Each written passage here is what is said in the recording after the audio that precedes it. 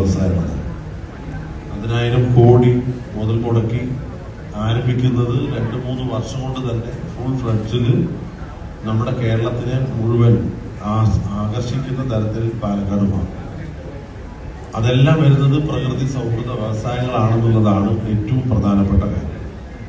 അതിൽ മൾട്ടിനാഷണൽ കമ്പനികൾ ഉൾപ്പെടെ നമ്മുടെ കേരളത്തിലേക്ക് വരികയാണ്. അപ്പോൾ നമ്മുടെ കേരളത്തിലെ അഭ്യസ്തവിദ്യരായ യുവാക്കൾ അന്യ സംസ്ഥാനങ്ങളിലും വിദേശങ്ങളിലൊക്കെ പോയി ഇതേപോലുള്ള സ്ഥാപനങ്ങളിൽ ജോലി ചെയ്യാൻ അവർക്കെല്ലാവർക്കും തിരികെ വരാനും പുതിയ ജോലി തേടാനും ഈ ഒരു സാഹചര്യം വഴിവെക്കുന്നുള്ളതാണ് ഏറ്റവും പ്രത്യേകതയുള്ള പ്രാധാന്യമുള്ള വിഷയം.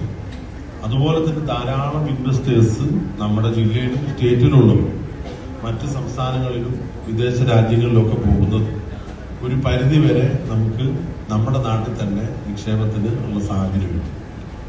പുതിയ ഒരുപാട് നിക്ഷേപകർക്കും അവസരം ഉണ്ടാകുകയാണ്.